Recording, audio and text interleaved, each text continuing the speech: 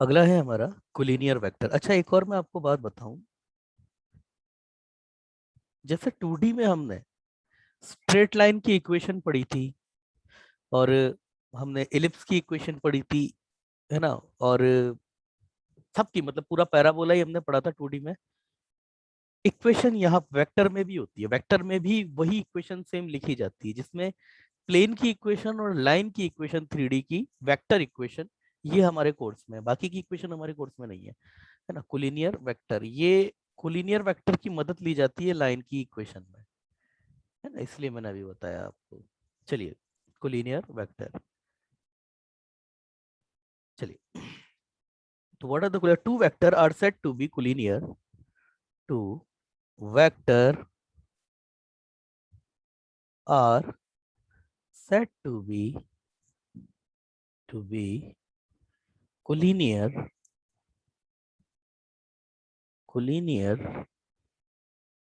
Two vector are said to be collinear if their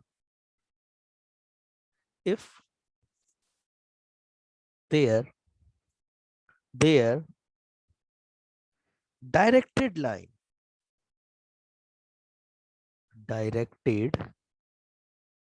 line segment are parallel. Line segment are parallel. Directed line segment parallel. Disregard to disregard to their direction.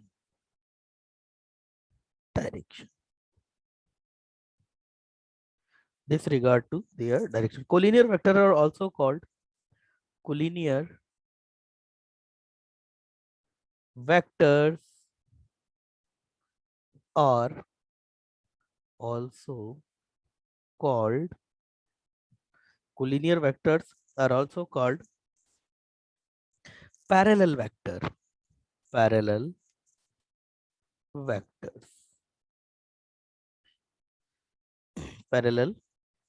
vectors.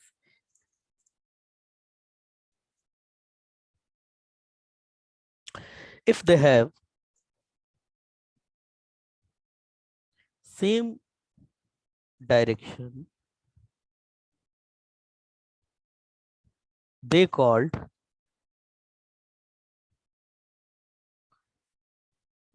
if they have the same direction,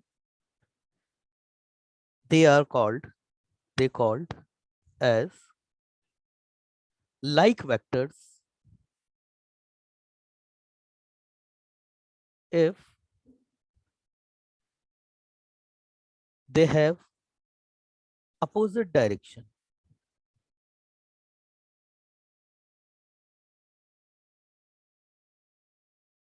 then they called opposite direction opposite sorry alike object. They called alike object, alike vectors, sorry not object, alike vectors. देखो बेटा, कुल मिलाकर के बात है कि आपका कोई भी डायरेक्शन होता है ना, उसकी एक टर्म आएगी आगे, बेस लाइन। तो बेस लाइन क्या होती है ना, जैसे मान के चलिए बेटा, ये कोई वेक्टर है मेरे पास, ये कोई वेक्टर है, जैसे ये वेक्टर हो गया, तो इसकी बेस लाइन क्या होना, इसकी बेस लाइन वो लाइन दी जाएगी जिस पर इसकी डायरेक्शन जो है ना वो डायरेक्टेड है। बेस लाइन भी बोलते हैं इसको, डायरेक्टेड लाइन भी बोलते हैं। तो जैसे इसकी डायरेक्टेड लाइन क्या हो जाएगी, ये वाली डायरेक्टेड लाइन, ये वाली डायरेक्टेड लाइन आगे से पीछे तक इसको एक्सटेंड कर सकते हैं आप, ये इसकी डायरेक्टेड लाइन है। अब इस डायरेक्टेड लाइन पर आप देखिए, ये अगर इसकी डायरेक्टेड लाइन है, तो इसकी जो डायरेक्शन है वो कैसे हो सकती है, आगे भी पीछे हो सकती है, पीछे भी कैसे भी हो सकती है। जैसे अगर मैं इस वेक्टर की अगर बात करूं, मैग्नीट्यूड में बराबर है मगर अपोजिट है, इसकी डायरेक्शन में अपोजिट है। तो ये दोनों वेक्टर जो है ना, वो कोलिनियर वेक्टर तो है, मगर ये अलाइक वेक्टर हैं। कौन सा वेक्टर है ये, अलाइक वेक्टर है, ये दोनों आपस में अलाइक वेक्टर है।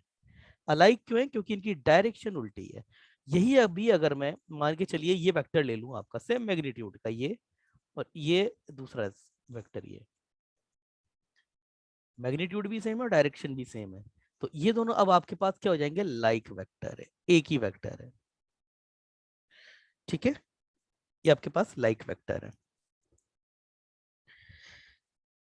क्लियर है? छोटा सा कंसेप्ट था, बिल्कुल क्लियर है? क्लियर है? एक और चीज, कोलिनियर वेक्टर में एक और होता है कि जरूरी नहीं है मैग्नीट्यूड आपका सेम हो, मैग्नीट्यूड आपका अलग अलग भी हो सकता है। जैसे मान के चलिए एक वेक्टर अगर ये लिया मैंने और दूसरा वेक्टर ये ले लिया, अब इनकी डायरेक्शन लाइन तो सेम है, बेस लाइन तो सेम है, मगर इनके मैग्नीट्यूड वाइज ये दोनों अलग अलग हैं। तो ये आपके पास में, हालांकि ये भी लाइक वेक्टर ही है, क्यों? क्योंकि इनकी डायरेक्शन जो है सेम है, तो स्टिल कोलिनियर ये लोग है, कोलिनियर तो है ही ना दोनों वेक्टर आपके पास में। तो मेरे पास है if two vectors A vector parallel to B vector, then A vector can be written as B vector के lambda plus B vector, ऐसे लिखा जा सकता है। अगर दो वेक्टर पैरेलल है तो उन दोनों में इस तरीके से उन दोनों को लिखा जा सकता है, A vector equal to lambda B vector. यहाँ पर लैम्डा जो होता है वो इस हिसाब से एडजस्ट किया जाएगा कि बी के मैग्नीट्यूड से मल्टीपल हो गए ए का मैग्नीट्यूड बन जाए आपका। क्लियर है? अब मेरा एक प्रश्न है, if lambda is positive, if lambda is positive, then आपके वेक्टर लाइक होंगे या अलाइक होंगे? अगर लैम्डा आपका पॉजिटिव है तो आपका वेक्टर जो है ए और बी वेक्टर, ये लाइक वेक्टर होंगे या अलाइक वेक्टर होंगे? रिप्लाई कीजिए। अगर लैम्डा मेरा पॉजिटिव है, आप लोगों के माइक्स ओपन है, आप लोगों के बेटा माइक्स ओपन है, आप बात कर सकते, किसी की आवाज ही नहीं आई है अभी तक। रिप्लाई कीजिए, माइक्स ऑन है आपके? लाइक है। ठीक है, लाइक होगा क्यों? क्योंकि डायरेक्शन आपकी सेम होनी चाहिए। अच्छा एक और मैं आपको बात बता दूं, अगर आपके पास दो पैरेलल वेक्टर हैं तो उनकी डायरेक्शन चेंज करना और उनका मैग्नीट्यूड में इंटरफेयर करना ये हमारे हाथ में है। अगर आपको एक फ्री वेक्टर दे दिया जाए जिसका तो उसका मैग्नीट्यूड और डायरेक्शन आप जो है वो डिफाइन कर सकते हैं, कोई भी डायरेक्शन रख सकते, मतलब मैग्नीट्यूड वाइज तो कम ज्यादा कितना भी किया जा सकता है, प्लस माइनस करके उसकी डायरेक्शन को जो है वो आगे पीछे की अपोजिट और अपोजिट लाइक और अलाइक के अकॉर्डिंग किया जा सकता है। अगर लैम्डा आपका पॉजिटिव है then A vector B vector are like vector, मतलब एक ही डायरेक्शन में लाइक वेक्टर्स। सिमिलरली अगर लैम्डा आपका नेगेटिव है then A vector and B vector are alike vectors, ये आपके अलाइक वेक्टर्स हो जाएंगे। ठीक है? अगला आता है वो एक इंपॉर्टेंट टर्म,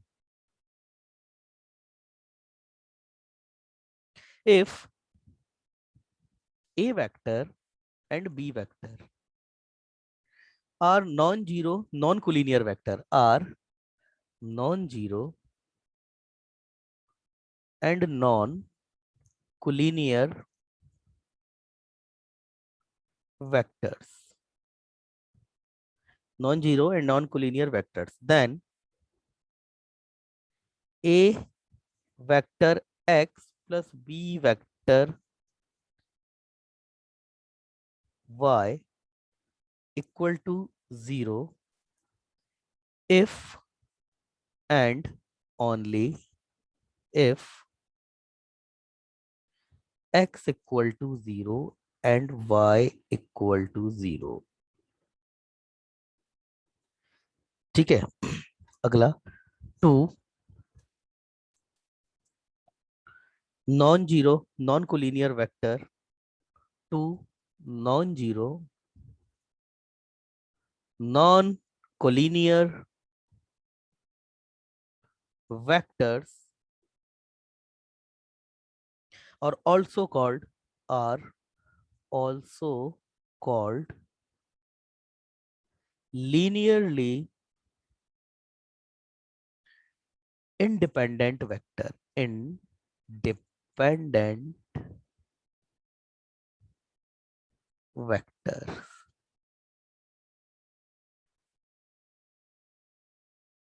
और बेस वेक्टर। लीनियर इंडिपेंडेंट को ऐसे बेस वेक्टर भी बोला जाता है। ठीक है, अब बेटा बात ये होती है कि इस बात का मतलब क्या है, तो इसके लिए थोड़ा अपन को बात करना पड़ेगा वीडियो के थ्रू। देखिए इधर, यस मेरा वीडियो नजर आ रहा है आप लोगों को? मेरा वीडियो नजर आ रहा है बेटा आप लोगों को? हाँ सर। देखिए कहने का मतलब देखो क्या है, सुनिए। इस बात को समझिएगा क्योंकि ये बात बहुत ज्यादा यूज होगी आगे भी, अभी तो बहुत छोटे फॉर्म में आ रही है।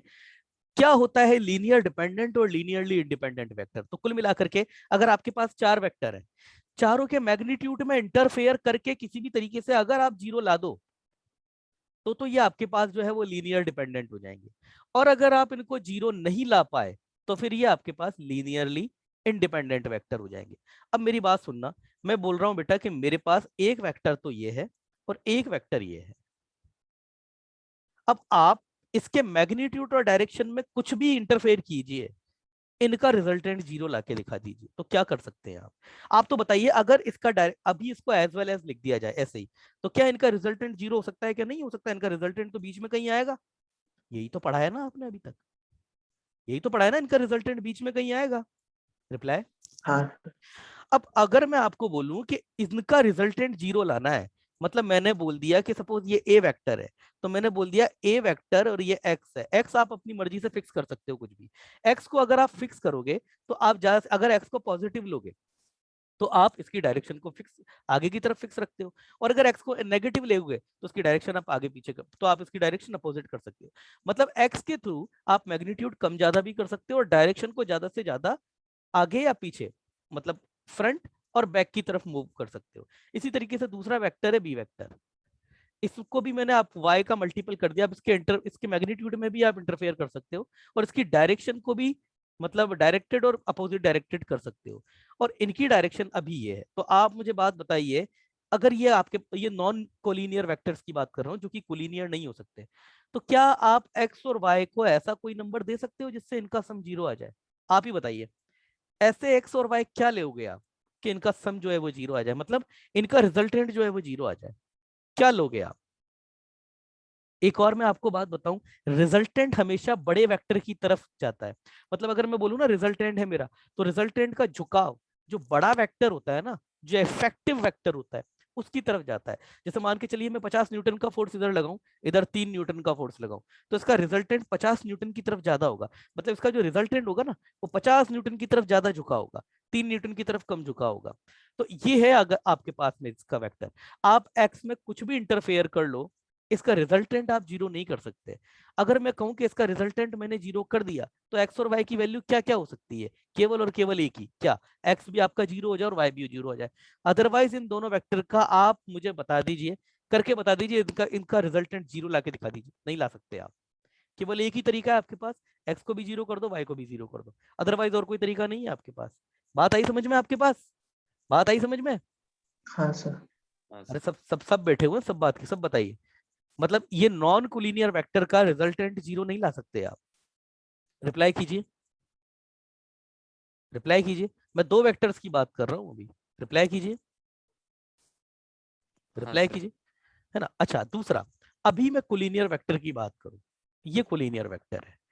अब इसको जीरो ला सकते हो क्या आप एक्स और वाई में इंटरफेयर करके? यस, लाया जा सकता है।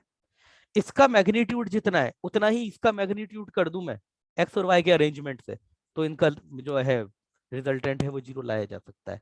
इसका मतलब तो ये बात हो गई ना कि आपके पास कोलिनियर वेक्टर जो है वो हमेशा लीनियरली डिपेंडेंट होते हैं। लीनियरली डिपेंडेंट जिनका रिजल्टेंट जीरो लाया जा सकता है। लीनियरली डिपेंडेंट का मतलब यही होता है कि सारे के सारे वेक्टर का रिजल्टेंट आप जीरो ला दो, वही लीनियरली डिपेंडेंट होता है। और अगर सबका रिजल्टेंट आप जीरो नहीं ला पाए तो फिर वो लीनियरली इंडिपेंडेंट हो जाता है। क्लियर हुई बात? अगर आपके पास वेक्टर जो है वो कोलिनियर है तो उनका रिजल्टेंट आप जीरो ला सकते हो, मगर अगर वेक्टर आपके पास कोलिनियर नहीं है तो उनका फिर रिजल्टेंट जीरो नहीं ला सकते आप। मेरा प्रश्न आप लोगों से है कि मेरे पास अब तीन वेक्टर है, मेरे पास एक तीन वेक्टर है, सपोज ए vector, B vector, C vector. कहीं कहीं भी पढ़ोगे, जैसे सपोज ए वेक्टर ये है, बी वेक्टर ये है सपोज, और ये सी वेक्टर ये है। क्या इनका रिजल्टेंट आप जीरो ला सकते हो क्या? मतलब ये अभी तीन वेक्टर, ये लीनियरली डिपेंडेंट होंगे या लीनियरली इंडिपेंडेंट होंगे? रिप्लाई। मैंने आपको क्या बोला कि वेक्टर के मैग्नीट्यूड में इंटरफेयर करना ये हमारे हाथ में, वेक्टर्स के मैग्नीट्यूड में इंटरफेयर करना ये हमारे हाथ में। आप इसकी डायरेक्शन को आगे पीछे कर सकते हो, डायरेक्शन केवल दो ही जगह फ्लिप होगी, या तो फॉरवर्ड या बैकवर्ड। हाँ, मैग्नीट्यूड छोटा बड़ा कितना भी कर सकते हो आप, ये एक्स और वाई और जेड जो भी आप तीसरा वेरिएबल लोगे, ये इनके अरेंजमेंट पे डिपेंडेंट है। क्या तीन वेक्टर मैं बोलता हूँ कि all three planes are collinear, है ना। मैं जैसे एक एग्जांपल लेने यही लिया है आपका, और इसमें मैं ऐड कर देता हूँ, इसमें ऐड कर दूं अभी, इफ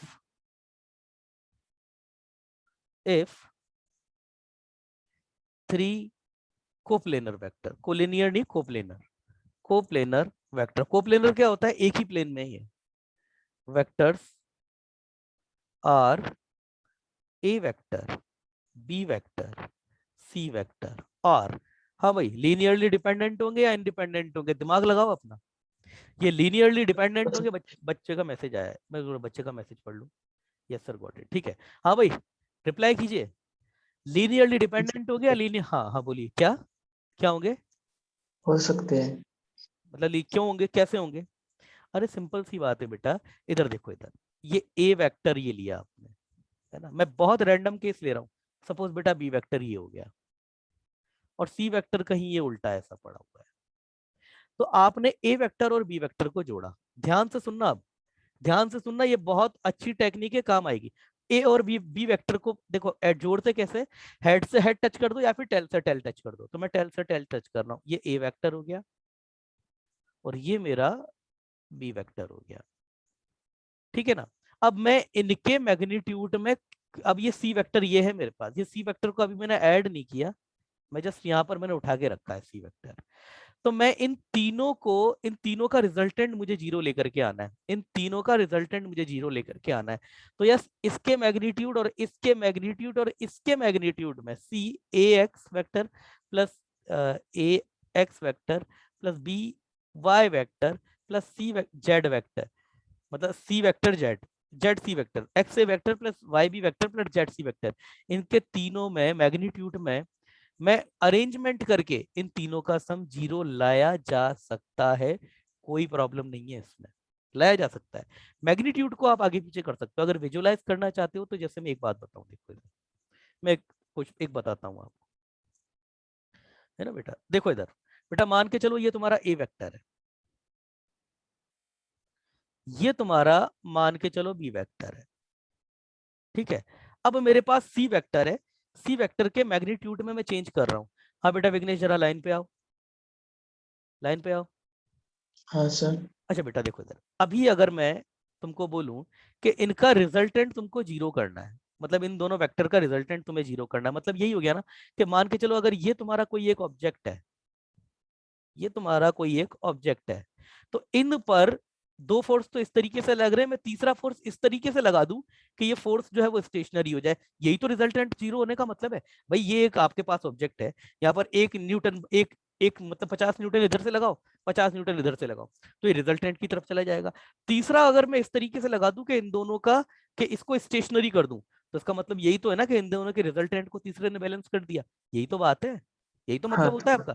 अब अगर आपको तीसरा वेक्टर है, अब मैंने तीन वेक्टर कोप्लेनर लिए हैं बेटा, अगर मैं इसके मैग्नीट्यूड में चेंज करता जाऊं तो एक मैग्नीट्यूड मुझे ऐसा जरूर मिलेगा, जब जब ये ऑब्जेक्ट जिस पे क्रॉस लगा है वो बैलेंस हो जाएगा, मानते हो इस बात को। हाँ सर। तो इसका मतलब तीन वेक्टर एक ही प्लेन में, थ्री कोप्लेनर वेक्टर हमेशा लीनियरली डिपेंडेंट होंगे। मेरा प्रश्न है क्या चार भी होंगे क्या, चार होंगे क्या, मतलब अगर यही काम मैं चार के साथ करूं तो क्या कर सकता हूं, क्या क्या चार वेक्टर को मैं आपस में इस तरीके से एडजस्ट कर सकता हूं क्या, कि चारों का रिजल्टेंट जीरो हो जाए, कर हाँ सकता हूं सर। क्या, किया जा सकता है, पांच को भी किया जा सकता है, 10 को भी, हजारों को। कोप्लेनर वेक्टर, तो इसका मतलब तो यही हो गया ना कि दो से ज्यादा कितने भी कोप्लेनर वेक्टर ले लो आप, हमेशा जो है वो लीनियरली डिपेंडेंट होंगे। दो वेक्टर आपके लीनियरली डिपेंडेंट हो ये जरूरी नहीं है, दो से ज्यादा कोप्लेनर सारे वेक्टर आपके पास लीनियरली डिपेंडेंट होंगे, इस बात को आगे भी देखा जाएगा। Are are linearly dependent, dependent. अब मैं बात करता हूं, इफ नहीं आएगा यहाँ पे, three coplanar vector are always, हमेशा होंगे लीनियरली डिपेंडेंट, क्यों, क्योंकि हम इनको इस तरीके से लिख सकते हैं, x A vector plus Y B vector equal to z C vector, इस तरीके से एक्स वाई जेड का सिलेक्शन हम कर सकते हैं कि ये 0 हो जाए। अब मैं दूसरी बात करता हूँ, 3 non coplanar vector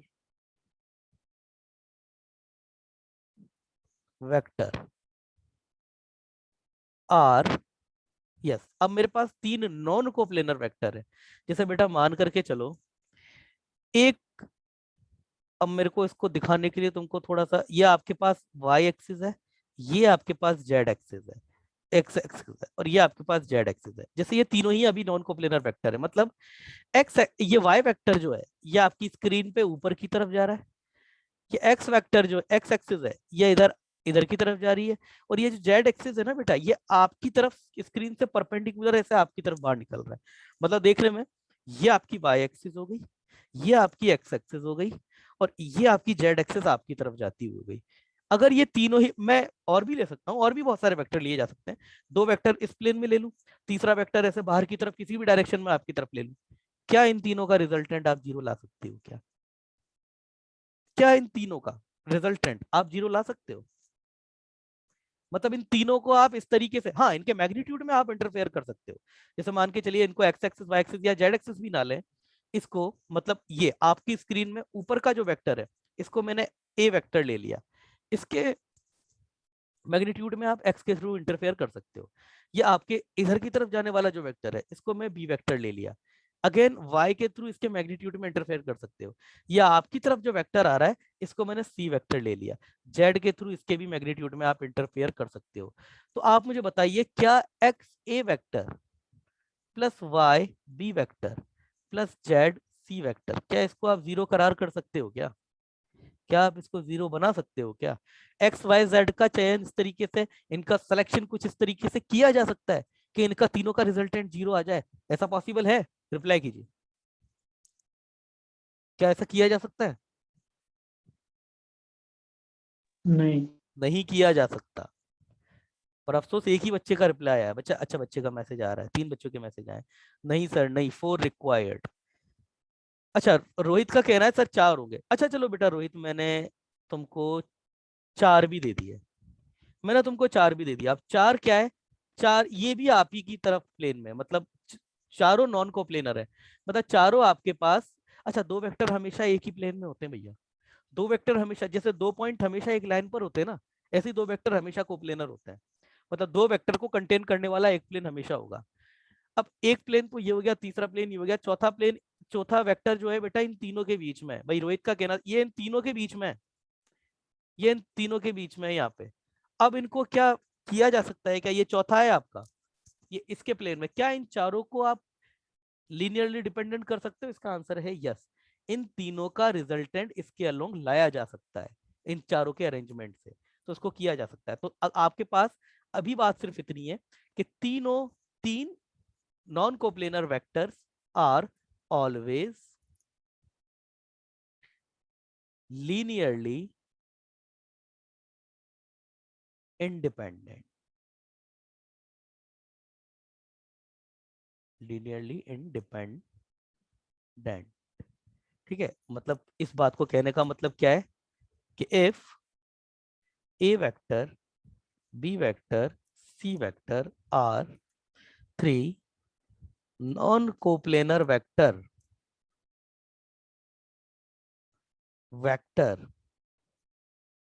and if x a vector plus y b vector plus z c vector equal to 0, तो आपके पास x equal to 0, y equal to 0 और z इक्वल टू 0, यही हो सकता है, अदरवाइज ये 0 नहीं हो सकता है। मतलब आप इनको 0 लाने का एक ही तरीका है कि तीनों वेक्टर को 0 कर दो आप, तभी आ सकता है, अदरवाइज नहीं आ सकता। सीधी सीधी सी बात है। क्लियर है आपको? क्लियर है? चलिए, अगला है आपका कोप्लेनर वेक्टर, जिसके बारे में मैं अभी भी थोड़ा थोड़ा बता ही चुका हूं आपको। कोप्लेनर वेक्टर, अगला लेते हैं coplanar vector. Coplanar vector, coplanar vector, simple सी बात है। A given number of vector are called, a given number of vector called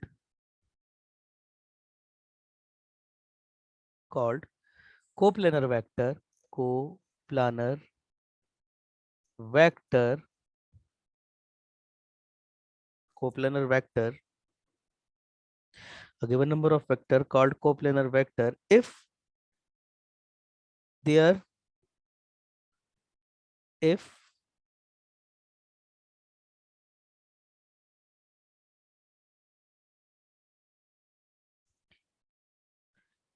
their line segment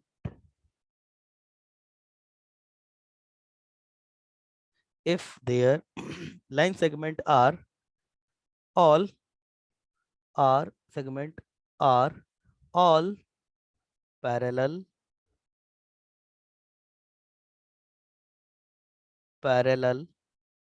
to the same plane, are all parallel to the same plane. ठीक है, अब आइए, चलिए बेटा एक बात बताइए, है ना, देखिए बहुत एक इंपॉर्टेंट चीज डिस्कस कर रहे हैं, इसको आप ध्यान से सुनिएगा। कोई भी बच्चा लाइन पे आइए प्लीज, लाइन पे आइए, आइए फटाफट लाइन पे आइए। हाँ कोई भी सर। देखो बेटा, मैंने अभी थोड़ी देर पहले आपको बोला था कि दो वेक्टर आपके पास कोप्लेनर वेक्टर होते हैं अगर वो एक ही प्लेन में, और अभी मैंने बात अलग बोल दी, मैंने बोला उनकी डायरेक्टेड लाइन या फिर उनका जो बेस लाइन है जिसके अलोंग उनकी डायरेक्शन है वो आपके सेम प्लेन के पैरेलल होनी चाहिए। तो कहने का मेरा मतलब देखिए बेटा, ये जो प्लेन है आपके पास, अभी ये आपकी स्क्रीन पर है ना, मतलब आपके फोन में है ना, अभी ये प्लेन आपके फोन में हाँ नजर आ रहा है ये वेक्टर। तो ये वेक्टर आपकी स्क्रीन के कोप्लेनर हो गया, मतलब ये पेन जो है अगर इसको एज अ वेक्टर आप डील करो तो ये आपकी स्क्रीन स्क्रीन पे अवेलेबल है, अभी आपकी हाँ स्क्रीन सर। पर अवेलेबल। अब देखना बेटा, मैंने तुमको एक बात और बोली थी कि किसी भी वेक्टर को उसकी डायरेक्शन और मैग्नीट्यूड में चेंज किए बिना पूरे यूनिवर्स में आप कहीं भी रख सकते हो। समझ में आया ना? मतलब अगर मैं इसको उठा करके मूव करने लगा तो मैं इसको ऐसे ऐसे नहीं घुमा सकता, क्यों? क्योंकि इसकी डायरेक्शन चेंज हो जाएगी, और इसका मैग्नीट्यूड में इसको मतलब इसको छोटा बड़ा नहीं कर सकता। तो ये तो आपके पास एक ऑब्जेक्ट मैंने लिया, इसको छोटा बड़ा तो कर सकते नहीं हम, ज्यादा से ज्यादा अगर मैं इसको उठा करके रखूंगा तो एक ही गुंजाइश है कि इसकी डायरेक्शन नहीं चेंज हो जाए, उस पर भी मैंने रोक लगा दी। अभी ये वेक्टर आपके प्लेन में, ठीक है ना, अभी ये भी वेक्टर आपके प्लेन में, ये दो पेन है और ये दो वेक्टर आप ही के प्लेन में, है ना। अब इसको बताना बड़ा थोड़ा मुश्किल है अभी इस पोजीशन में। बेटा मान के चलना, ये मैंने आपकी स्क्रीन से इसको निकाला, ये स्क्रीन से मैंने निकाला ये ब्लू वाले पेन को आपकी स्क्रीन से निकाला और ले जा करके आपके पास रख दिया, इसकी डायरेक्शन को चेंज नहीं किया मैंने। ये वाला ब्लैक वाला पेन अभी भी आपकी स्क्रीन में, मगर ये ब्लू पेन आपकी स्क्रीन से बाहर आपके पास आ चुका है। तो अब बताइए, क्या ये दोनों प्लेन अभी कोप्लेनर है या नहीं है? क्या ये दोनों प्लेन अभी भी एक ही प्लेन में है या नहीं है? ये दोनों प्लेन अभी, ये दोनों वेक्टर अभी एक प्लेन में नहीं है। बात समझ रहे हो ना? अभी तो ये दोनों एक प्लेन में नहीं हाँ है, ये मेरे पास है और ये आपके पास है, प्लेन अलग हो गया ना। प्लेन क्या होता है ना, एक पतली सी झिल्ली होती है, एक पतली सी लेयर होती है। अभी अगर ये आपके पास ये एक प्लेन में है तो ये आपके पास आ चुका है, मगर अगर मैं इसको मूव कराऊं तो इसको वापस मैं इसी प्लेन में रख सकता हूं। तो कुल मिलाकर के देखिए, अगर आपके पास कोई भी वेक्टर एक ही प्लेन में है तो वो कोप्लेनर जरूर होंगे, मगर ये जरूरी नहीं है कि कोप्लेनर वेक्टर हमेशा एक ही प्लेन में होंगे, ये जरूरी नहीं है। मतलब प्लेन से उठा करके, जैसे बेटा सिंपल सी बात है, मैंने बोर्ड लिया, बोर्ड पे एक वेक्टर बनाया, वेक्टर को उठा करके मैंने दीवार पे लगा दिया। जैसे मान के चलो ये दीवार है हमारी, इस दीवार पर ये वेक्टर है, ये वेक्टर इस दीवार पर है, मैंने उठाया और ये उठा करके इसकी डायरेक्शन चेंज नहीं की मैंने, मतलब ये ऐसे था, ये दीवार पे था यहाँ पे, इसको उठा करके मैंने ये आपके आपके पास रख दिया। तो वो दीवार वाला प्लेन वो एक अलग प्लेन है, आपके पास जो प्लेन है वो अलग प्लेन है।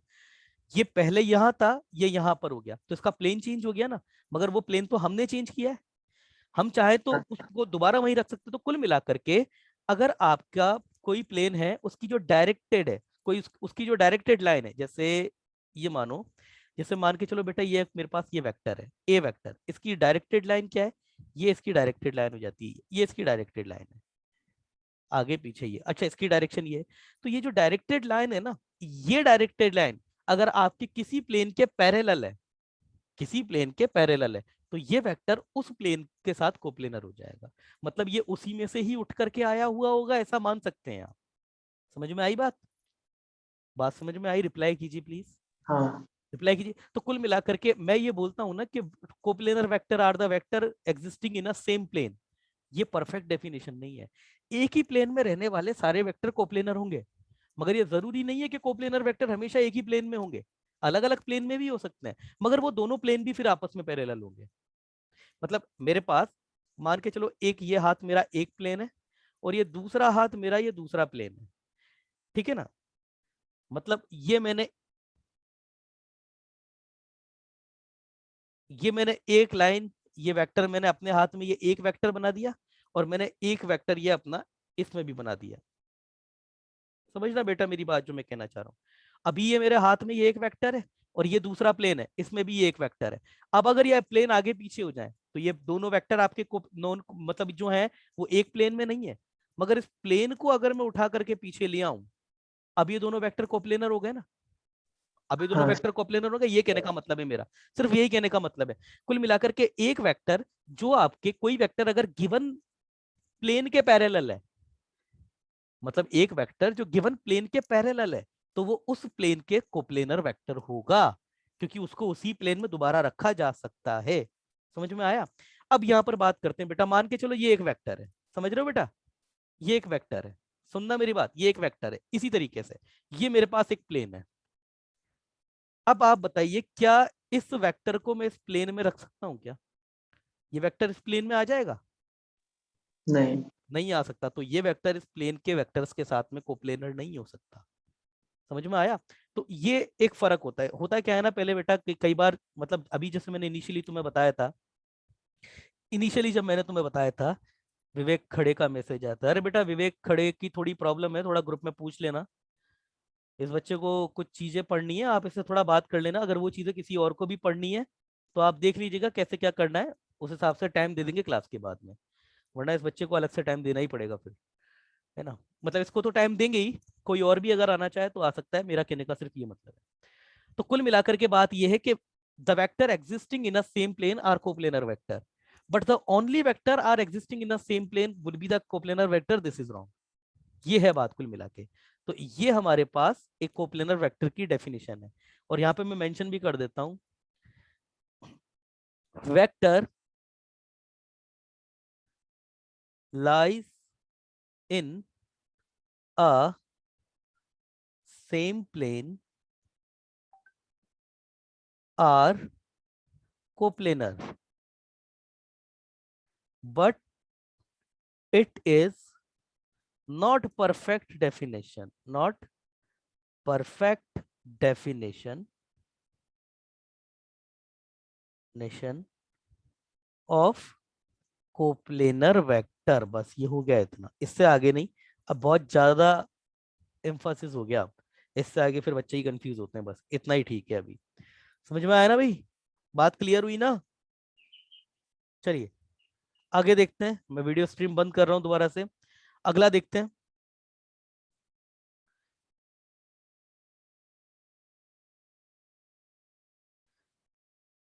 नोट, एक नोट लिख लेते हैं। A plane, a plane is a surface, is a surface. हालांकि प्लेन अभी आगे बहुत डिटेल में भी हम लोग पढ़ेंगे। Is a, is a plane is a surface such that, sorry, such that, such that, such that a line segment, a line segment, a line segment joining any 2 point, joining any 2 point, a line segment joining any 2 points on the surface, on the surface, la, line segment joining only to surface lies completely, completely in the plane. अब ये तो कोई बड़ी बात नहीं है बेटा, plane आपकी जो स्क्रीन जो व्हाइट बोर्ड नजर आ रहा है, इस पर अगर मैं कोई भी दो पॉइंट को मिला दूं तो ये जो मेरे पास लाइन सेगमेंट बनेगा या फिर ये जो मेरे पास वेक्टर बनेगा वो इसी प्लेन में अवेलेबल होगा। सिंपल सीधी साफ सी बात है, कोई ऐसी बहुत बड़ी बात नहीं है इसमें। ठीक है,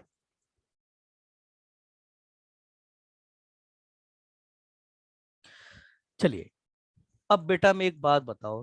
हाँ बेटा विघ्नेश जरा सामने आओ। हाँ सर। अच्छा बेटा एक बात बताओ, अगर मुझको लाइन की इक्वेशन निकालनी है, कोई भी एक स्टैंडर्ड कोई जनरल लाइन है, सबको सुननी है बात। मैं बच्चे विघ्नेश से बात इसलिए कर रहा हूँ क्योंकि इसका माइक थोड़ा प्रॉपर काम करता है। मेरे को स्ट्रेट लाइन की इक्वेशन निकालनी थी बेटा, आप समझना पूरी पूरी बात से, क्योंकि अब एक स्टेप ऊपर जा रहे हैं हम वेक्टर में। तैयार हो? हाँ सर। चलो बेटा, बेटा मुझे लाइन की इक्वेशन निकालनी है। पहली चीज तो गणित में एक बात को गांठ मानना कि किसी भी शेप की डेफिनेशन अगर तुम्हें निकालनी है तो बेटा वो तब तक तुम नहीं निकाल सकते जब तक तुम उस शेप को फिक्स नहीं कर देते। जैसे मैंने तुमको बोला स्ट्रेट लाइन की इक्वेशन बताओ जो ओरिजिन से पास होती है। अभी तुम इक्वेशन बता सकते हो? नहीं बता सकते। आप कहोगे कि लाइन को फिक्स करो सर, ओरिजिन तो दे दिया, एक पॉइंट और फिक्स करो, यही कहोगे। हाँ सर। जैसे ही मैं दूसरा पॉइंट दे दूंगा अब तुम लाइन की इक्वेशन निकाल दोगे। तो पहले तुम्हें लाइन की इक्वेशन निकालने से पहले तुमको क्या जरूरत पड़ी? पहले तुमको लाइन को फिक्स करने की जरूरत पड़ी। उसी तरीके से मैंने तुमको बोला बेटा सर्कल की इक्वेशन बताओ जिसका सेंटर ओरिजिन है। आप कहोगे सर रेडियस बताओ तभी बता पाऊंगा। मैं कहूंगा नहीं रेडियस नहीं है, वैसे ही बताओ। तो फिर आप यूं कहोगे कि फिर मैं इक्वेशन भी नहीं बता सकता, यही बात होगी। हाँ। अच्छा बेटा, सर्कल की इक्वेशन निकालने के लिए दो कंडीशन चाहिए, पॉइंट और रेडियस। मेरी बात ध्यान से समझना। मतलब आपको एक सर्कल है, इसको फिक्स करना है। मतलब दुनिया का कोई भी आदमी आकर के इस सर्कल के पैरामीटर बिल्कुल फिक्स ले ले, आप इसको फिक्स करो। लाइन की इक्वेशन को फिक्स करने के लिए, लाइन को फिक्स करने के लिए दो पॉइंट तुम्हें फिक्स करने पड़े। मेरा प्रश्न है कि किसी भी प्लेन को फिक्स करने के लिए तुम्हें क्या चीज रिक्वायर होगी? मैंने बोला ये प्लेन है, इस प्लेन को फिक्स कर दिया मैंने, तो ये प्लेन कैसे फिक्स होगा ये बताओ। मैंने एक प्लेन लिया, इस प्लेन को मैंने फिक्स कर दिया। तो ये प्लेन को फिक्स करने के लिए, प्लेन प्लेन कुछ भी ले सकते हो आप, आपके आपके आंखों के आगे जो जो व्हाइट बोर्ड रखा हुआ है, ये व्हाइट बोर्ड फिक्स हो जाए। मतलब दुनिया का कोई भी आदमी अगर व्हाइट बोर्ड है ना, जैसे लाइन की इक्वेशन है, आपने कार्टेशियन खींचे, आपने कहा कि y इक्वल टू 4x+6 ये लाइन है, तो दुनिया का कोई भी बच्चा जो 2D की ज्योमेट्री की समझ रखता है ना, वो एक ही लाइन बनाएगा बार बार आके। आप मिटा दो उसको, बोलो तू बना, वो भी वही बनाएगा। तीसरे को बोलो वो भी वही बनाएगा। इसी तरीके से आपकी आंखों के सामने अगर मैं ये प्लेन बोल दूं और दुनिया का कोई भी आदमी आए, आप ये फिक्स कर दो कि इस प्लेन की पोजीशन मैंने फिक्स कर दी, आप वो 3 पैरामीटर उसको दे दो या 4 पैरामीटर उसको दे दो, वो वही प्लेन बनाए बार बार आके।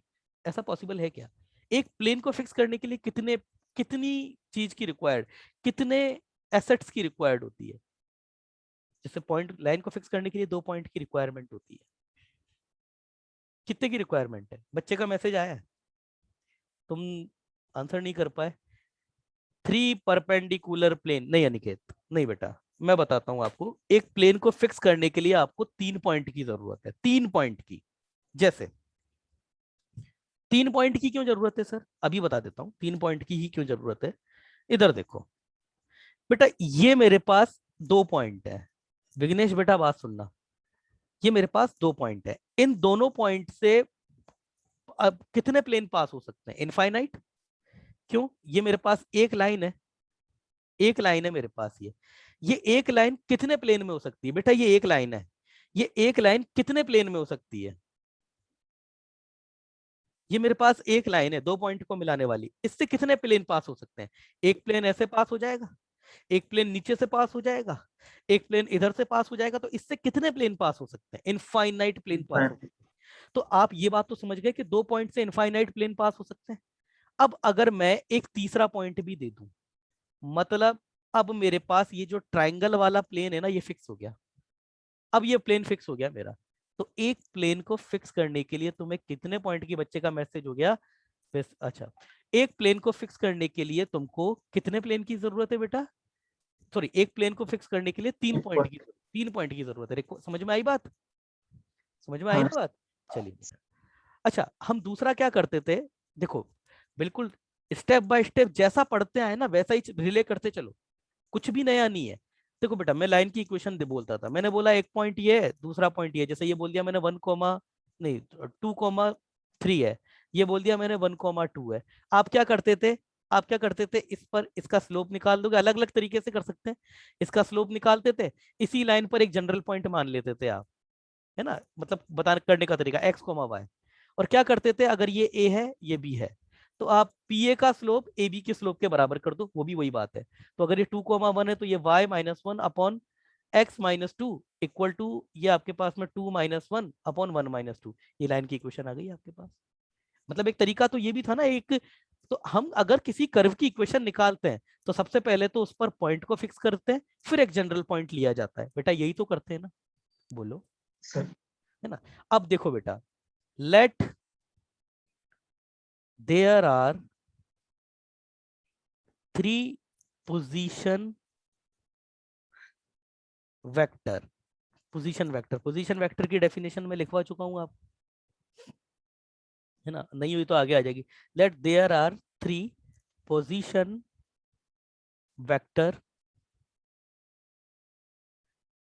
इन अ प्लेन। मतलब एक कोई प्लेन है, ये आप जिस पे व्हाइट बोर्ड जिस पे मैं काम कर रहा हूं ना, आप इसी प्लेन को ले लो। इस पर 3 आपके पास पोजीशन वेक्टर है। मान के चलो बेटा, एक ए वेक्टर ये हो गया, एक बी वेक्टर ये हो गया, एक ये सी वेक्टर हो गया। देख रहा है ना विघ्नेश? हाँ। हाँ। अब बेटा मुझे क्या करना है ना, इस प्लेन की इक्वेशन निकालनी है, वेक्टर इक्वेशन। तो वेक्टर इक्वेशन क्या होगा? अच्छा बेटा एक बात बताना, लाइन की इक्वेशन अगर तुम निकालते हो तो उस लाइन पर जितने भी पॉइंट हैं उस रिलेशन को सेटिस्फाइड करते हैं ना। हाँ सर। जैसे अगर मैं बोलता हूँ x+y=1 और मैंने तुमको बोला ये 1/2, 1/2 इस लाइन पर लाई करेगा क्या, तो आप ये कहोगे सर पुट करके देख लो, सेटिस्फाइड हो जाता है तो ठीक है, नहीं तो नहीं करेगा। यही तो मतलब है ना। इसी बात को अगर मैं दूसरे तरीके से बोलूं कि आपके पास जिस शेप की आप इक्वेशन दे रहे हो उस पर लाइज होने वाले सारे पॉइंट उस शेप उस इक्वेशन को सेटिस्फाइड करेंगे। यही तो मतलब है ना, यही तो मतलब है ना मेरे भाई, बोलो। हाँ सर। ठीक है। अब मैं काम ये करता हूं, मेरे को क्योंकि इस प्लेन की इक्वेशन अगर निकालनी है तो मैं एक जनरल पॉइंट ले लेता हूं आर वेक्टर, क्योंकि पोजीशन वेक्टर ही लिया जाएगा बेटा। एक जनरल वेक्टर ले लिया मैंने आर वेक्टर, ठीक है, ठीक है, बोलो मेरे भाई, ठीक है ना। हाँ। अब देखना बेटा, मेरी बात समझना ध्यान से। मेरे पास इस वेक्टर की बात करूं, मैं इन दोनों पॉइंट को मिला दूं, तो ये मेरे पास जो है, अगर ये पॉइंट ए है और ये पॉइंट बी है, तो ये मेरे पास ए बी वेक्टर हो गया। और इसको मैं देने का वही final minus initial, final minus initial, ऐसे दिया जा सकता है, बोलो हाँ, बोलो बेटा हाँ। ये दूसरा वेक्टर लिया मैंने, इस वेक्टर की इक्वेशन को बता, अगर ये वेक्टर मेरे पास ए सी वेक्टर है तो इसकी पॉइंट को बताने के लिए मैं बोलूंगा सी वेक्टर माइनस ए वेक्टर, यही बोलूंगा ना, बोलो भाई। हाँ सर। ठीक है। अच्छा बेटा एक बात बताओ, अब अगर मैं एक वेक्टर लेता हूं एन वेक्टर, एन वेक्टर लिया मैंने कोई भी, और मैं बोलता हूं वो बी वेक्टर माइनस ए वेक्टर क्रॉस, ये क्रॉस लिया है मैंने, सी वेक्टर माइनस ए वेक्टर। अब ये तो तुम बचपन में पढ़ के आए हो, इसका मतलब क्या, इसकी डायरेक्शन क्या होगी? इसकी डायरेक्शन आपके पास, ये बी वेक्टर ए लिया है तो आप अपनी सीधे हाथ की उंगलियों को बी ए वेक्टर की डायरेक्शन में रखें, और जो दूसरा वेक्टर जो सी ए वेक्टर है उसकी डायरेक्शन में घुमा दे, तो लाइन की डायरेक्शन आ जाएगी। समझ रहे हो ना, ऐसी तो दी जाती है। ये थंब रूल आता है या नहीं आता है डायरेक्शन बताने वाला, पहले ये बताओ। परपेंडिकुलर टू द प्लेन, बेटा परपेंडिकुलर प्लेन तो होगी, मगर परपेंडिकुलर प्लेन भी दो हैं, आगे और पीछे। अब वो कैसे दी जाती है, थंब रूल देख लेते हैं, कोई भी ऐसा कोई बड़ा चीज नहीं है, बेसिक सा रूल है। देखो बेटा, ये ए वेक्टर है और ये बी वेक्टर है ना, ये बी वेक्टर है। देखो इधर अगर मैं बात करता हूं ए वेक्टर क्रॉस बी वेक्टर की, देखना इधर विघ्नेश, ये रूल सीधे हाथ का है, उल्टे से मत लगा देना। ए की डायरेक्शन में हाथ रखो, बी की डायरेक्शन में घुमा दो, अंगूठा कहां जा रहा है, पीछे की तरफ। तो ए क्रॉस बी की डायरेक्शन आपके प्लेन के पीछे की तरफ है, मतलब आप यूं मान के चलो मेरी तरफ, समझ रहे हो ना, मेरी तरफ। अरे समझ गए ना मेरे भाई। हाँ। बेटा यही अगर मैं बात ये कर दूं B vector cross A vector की, ये रखा मैंने बी की डायरेक्शन में, ये घुमा दिया ए की डायरेक्शन में, अब अंगूठा कहाँ जा रहा है? तुम्हारी तरफ। तो ये तुम्हारी तरफ है, मतलब बी क्रॉस है तुम्हारी तरफ है, ए क्रॉस भी मेरी तरफ है। समझ में आई बात? समझ में आई हाँ बेटा? है ना? तो होता परपेंडिकुलर होता है, इतना बताना सही नहीं है। परपेंडिकुलर भी कैसा है, अपवर्ड है या डाउनवर्ड है, ये अपवर्ड है या बैकवर्ड है, ये भी बताना पड़ेगा आपको। तो ये B vector cross A vector, इसकी जो बेटा डायरेक्शन होगी ना, इसकी जो डायरेक्शन होगी ये आपकी तरफ है, आपकी तरफ, प्लेन से ऐसे अंदर जाती हुई। तो मैं तो यही लिखूंगा ना ऐसा, मतलब आपकी तरफ, प्लेन से बाहर आती हुई, आपकी तरफ बाहर आती हुई। तो मैं इसको यही लिख दूं, ये इधर ऐसे बाहर आती हुई, ये डायरेक्शन फिजिक्स में बताते हैं, याद है ना? ऐसे नहीं बताया तो ठीक है, छोड़ो उसको, बस याद रख लो ये आपकी तरफ आती हुई है। अच्छा बेटा, हाँ बेटा विघ्नेश जरा सामने आओ। Yes sir. ये आर वेक्टर पूरे प्लेन पे कहीं भी हो सकता है ना? हाँ ठीक है, अब आर वेक्टर बेटा पूरे प्लेन पे कहीं भी हो सकता है।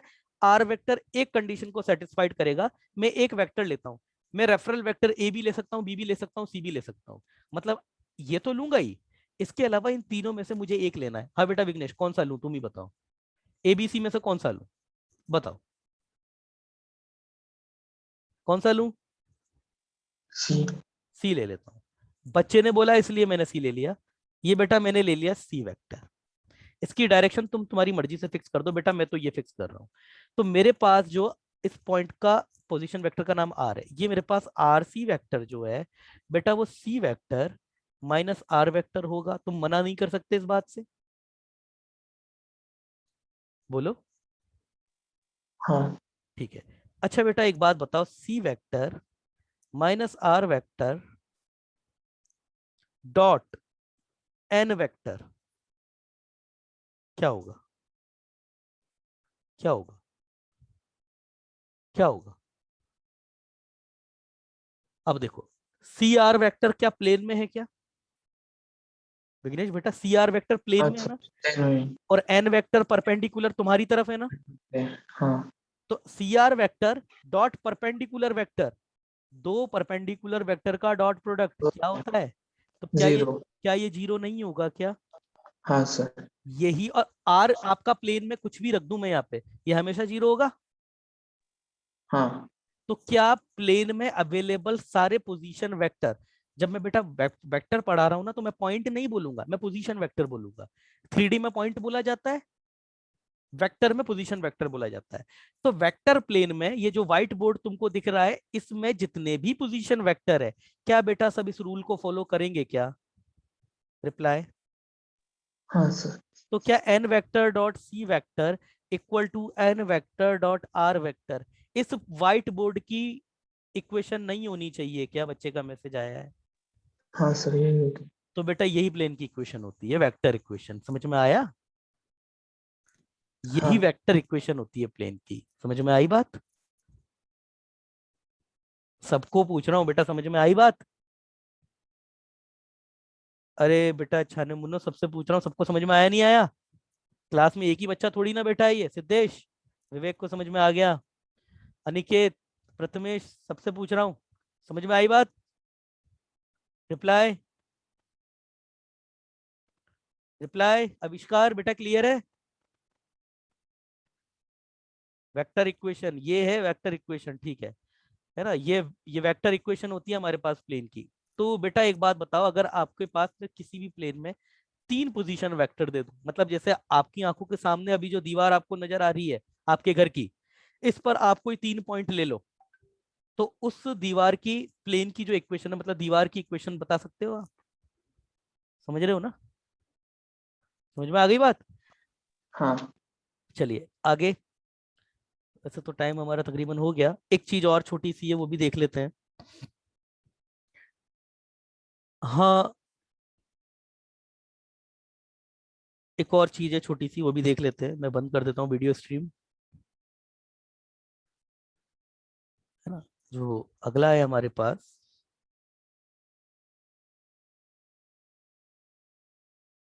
हम्म, बेटा पोजीशन वेक्टर, इसकी डेफिनेशन वैसे तो मैं एक बार तो बता चुका था, शायद मैंने बता दी है, और नहीं बताइए तो चलिए दोबारा ले लीजिए, थोड़ी सी और अच्छी डेफिनेशन है।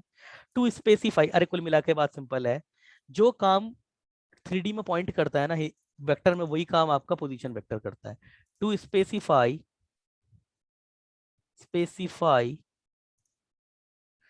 the position of an object, to specify the position of an object in 3D space, in 3D space uses 3D space 3D space position vectors